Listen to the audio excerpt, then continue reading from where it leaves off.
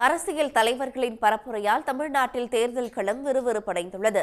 ஈரோடு தொகுதியில் திமுக சார்பில் போட்டியிடும் பிரகாஷை ஆதரித்து அமைச்சர் உதயநிதி ஸ்டாலின் வாக்கு சேகரித்தார். தமிழ்நாடு வரும் பிரதமர் மோடி 2026ஆம் ஆண்டு வரை தங்கியிருந்தாலும் ஒரு இடத்தில் கூட பாஜகவால் வெற்றி பெற முடியாது என்று தெரிவித்தார்.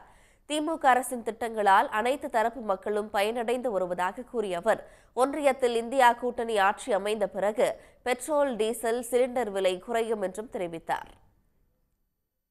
இந்த 3 வருஷத்துல எத்தனை முறை பயணம் பண்ணிருக்கீங்க? இந்த பஸ்ல எத்தனை பயணங்கள் தெரியுமா? 460 கோடி பயணங்கள். 460 கோடி பயணங்களை மேற்கொண்டிருக்கீங்க. நான் நகைச்சுவைக்காக சொன்ன அதுதான் திட்டத்துறை வெற்றி, அதுதான் மகளிருக்கான வெற்றி. ஒரு அரசு திட்டத்தை கொண்டு வரது பெரிய விஷயம் இல்ல. பெண்கள் அதை ஏற்றுக்கிட்டு இப்ப நான் தமிழ்நாடு முழுக்க பயணம் பண்றேன். எங்க பார்த்தாலும் பிங்க் பஸ் தான். பிங்க் பஸ் முழுக்க மகளிர், குழந்தைங்க, திருநங்கைகள், மாற்றுத்திறனாளிகள் அவங்களுக்கும் அந்த திட்டம் இலவசம். இப்ப அந்த திட்டத்தை கர்நாடகா மாநிலத்துல விரிவுபடுத்திட்டாங்க. அதுக்கு பேர் தான் திராவிட மாடல் அரசு. மற்ற மாநிலங்களுக்கு எடுத்துக்காட்டா இருக்கும்ல, அதுக்கு பேர் தான் திராவிட மாடல் அரசு. வடசென்னை அதிமுக வேட்பாளர் ராயபுரம் மனோவை ஆதரித்து அதிமுக பொதுச் செயலாளர் எடப்பாடி பழனிசாமி கொளத்தூர் அருகே பெரம்பூர் அகரம் பகுதியில் பரப்புரை மேற்கொண்டார். அப்போது பேசிய அவர், சுயமரியாதை காரணமாகவே பாஜக கூட்டணியிலிருந்து அதிமுக வெளியேறியதாக விளக்கமளித்தார். மத்தியில் ஆட்சி அதிகாரத்தில் இடம்பெற வேண்டும் என்றும் எங்களுக்கு எண்ணம் கிடையாது. எனக்கு முன்னாலே இன்றைக்கு அழகாக இங்கே பேசினார்களே தடார் ரஹீம் அவர்கள், நாங்கள் ஆசைப்பட்டிருந்தா பாரதிய ஜனதாவோடு இருந்திருக்கலாம். ஏன்னா ஆட்சிக்கு வந்தா, மத்தியில் ஆட்சிக்கு வந்தா எங்களுடைய நாடாளுமன்றத்தில் அதில் அமைச்சராக ஈடுபட்டிருக்கலாம். அப்படி அல்ல. எங்களுடைய சுயமரியாதை, சுயமாக நாடாளுமன்றத்தில் நாங்கள் பணியாற்ற வேண்டும், சுதந்திரத்தோடு நாங்கள் பணியாற்ற வேண்டும். கூட்டணி என்ற தர்மத்தின் அடிப்படையிலே பணியாற்ற முடியாது. இன்றைக்கு தேசிய கட்சி எல்லாம் தேசிய அளவிலே அவர்கள் முடிவெடுக்கின்றார்கள். அப்போ மாநிலம் பாதிக்கப்படுகின்ற பொழுது அதை பற்றி அவர்களுக்கு கவலை இல்லை. ஆனால் மாநில மக்கள் தான் நம்முடைய வேட்பாளரை தேர்ந்தெடுக்கின்றார்கள். அப்படி தமிழ்நாடு பாதிக்கப்படுகின்ற பொழுது நாடாளுமன்றத்தில் குரல் கொடுக்க முடியவில்லை.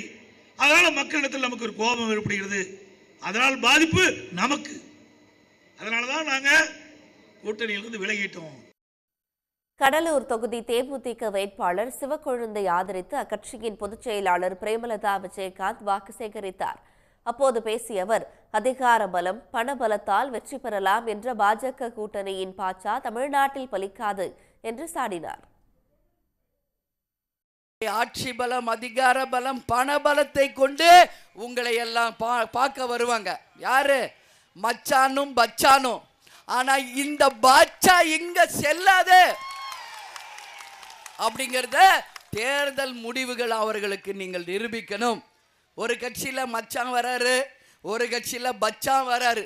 ஆனா இவங்க யாரு? கேப்டனுடைய உண்மை விசுவாசியாக, உங்க கேப்டனின் உருவமாக உங்க முன்னாடி நிற்கிறார்.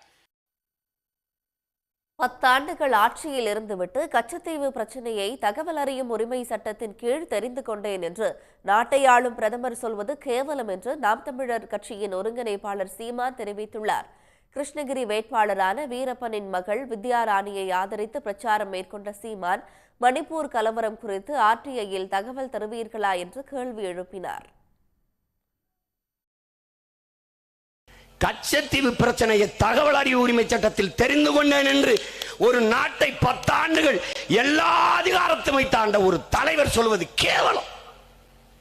தகவல் அறிவு உரிமை சட்டம் எளிய பிள்ளைகள், இங்க உட்கார்ந்துருக்க பிள்ளைகள் என்ன நடக்குது, ஏது நடக்குது நாட்டில் தெரிஞ்சுக்கிறதுக்கு ஒரு அதிகாரமற்ற எளிய மக்களுக்கு. அது நீ போட்டு தேசிய நெடுஞ்சாலை போட எவ்வளவு செலவாச்சு, நீ எத்தனை காலத்துக்கு சுங்கம் வசூலிப்பிய, டோல் வசூலிப்பிய கேட்டு நீ தகவல் அறிவு உரிமை சட்டத்தில் கேட்டு வந்துரு பார்ப்போம். குஜராத் கலவரத்தை பற்றி எடுத்துட்டு வந்துரு, மணிப்பூர் கலவரத்தை பற்றி ஒரு தகவல் உரிமை சட்டத்தை தகவல் கேட்டு வந்துரு பார்ப்போம். வராதே. ஆனால் கச்சத்தீவை பற்றி உடனே வருது. அதான் அண்ணாமலை தான் எடுத்து கொடுத்தார். அண்ணாமலையை முன்னிறுத்தி தான் இங்க தேர்தலை சந்திக்கிறாங்க. நீ என்னங்கடா நேர்மையாளர்கள்.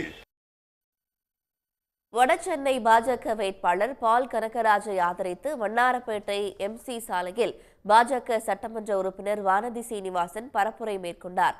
அப்போது பேசிய அவர், திமுக காங்கிரஸ் கூட்டணி காலத்தில் இல்லாத அளவிற்கு கடந்த 10 ஆண்டுகளில் தமிழ்நாட்டிற்கு பல திட்டங்களை கொடுத்துள்ளதாக கூறினார்.